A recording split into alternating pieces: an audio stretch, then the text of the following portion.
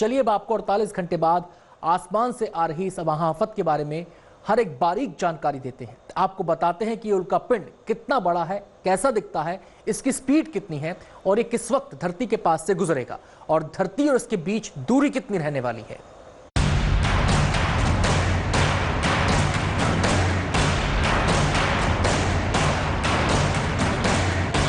तैयार हो जाइए आसमान का एक खतरनाक नजारा देखने के लिए, क्योंकि धरती के बगल से गुजरने वाली है अंतरिक्ष की एक बड़ी आफत।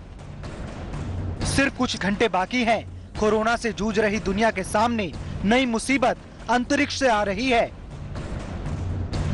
इसे लेकर दुनिया भर के वैज्ञानिक परेशान है। अगर दिशा में जरा सा भी परिवर्तन हुआ तो खतरा बहुत ज्यादा होगा। अमेरिकी अंतरिक्ष एजेंसी नासा ने करीब 1.5 महीने पहले खुलासा किया था कि धरती की तरफ एक बहुत बड़ा उल्का पिंड तेजी से आ रहा है। बताया जा रहा है कि ये उल्का पिंड धरती के सबसे ऊंचे पहाड़ माउंट एवरेस्ट से भी कई गुना बड़ा है। इस उल्का पिंड की स्पीड 31,319 किलोमीटर प्रति घंटा है, यानी करीब 8.72 किलोमीटर प्रति सेकंड। यानी इतनी गति से यह अगर धरती के किसी भी हिस्से में टकराएगा तो बड़ी सुनामी ला सकता है या फिर कई देश बर्बाद कर सकता है। हालांकि नासा का कहना है इस एस्ट्रॉइड से घबराने की जरूरत नहीं है, क्योंकि ये धरती से करीब 62.90 लाख किलोमीटर दूर से गुजरेगा। अंतरिक्ष विज्ञान में ये दूरी बहुत ज्यादा नहीं मानी जाती, लेकिन कम भी नहीं है। कुछ वैज्ञानिकों ने इसे धरती से टकराने की आशंका भी जताई है। इस एस्ट्रॉइड को 52768 1998 OR2 का नाम दिया गया है।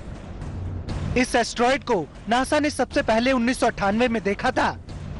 इसकी गोलाई करीब 4 किलोमीटर है। यह एस्ट्रॉइड 29 अप्रैल की दोपहर को 3:26 पर धरती के पास से गुजरेगा। धरती से इसकी दूरी करीब 62.90 लाख किलोमीटर होगी। यह उल्का पिंड सूरज का एक चक्कर लगाने में 1340 दिन या 3 साल 7 महीने का समय लेता है।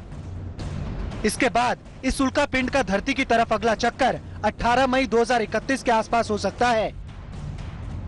उस वक्त यह उल्का पिंड 1.90 करोड़ किलोमीटर की दूरी से निकल सकता है। प्यूर्टो रिको की आरसीबी ऑब्जर्वेटरी ने इस उल्का पिंड की कई तस्वीरें अपने ट्विटर हैंडल से शेयर की है, जिनमें बड़े मजाकिया तरीके से उन्होंने उल्का पिंड की फोटो शेयर करते हुए इसकी तुलना मास्क लगे चेहरे से की है। वैज्ञानिकों का कहना है कि जब यह उल्का पिंड धरती के करीब से गुजरेगा, उस वक्त भारत में दोपहर का समय होगा। दिन की रोशनी में हम और आप इसे खुली आंखों से नहीं देख पाएंगे। खगोलविदों के मुताबिक ऐसे उल्का पिंड हर 100 साल में धरती से टकराने की 50,000 संभावनाएं होती हैं, लेकिन किसी न किसी तरीके से ये पृथ्वी के किनारे से निकल जाते हैं। वैज्ञानिकों का कहना है कि ये छोटे से एस्ट्रॉइड कुछ मीटर के होते हैं। ये अक्सर वायुमंडल में आते ही जल जाते हैं। इससे कोई बड़ा नुकसान नहीं होता। साल 2013 में लगभग 20 मीटर लंबा एक उल्का पिंड वायुमंडल में टकराया था। एक 40 मीटर उल्का पिंड 1908 में साइबेरिया के वायुमंडल में टकराकर जल गया था।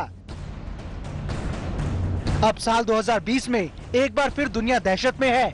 48 घंटे बाद क्या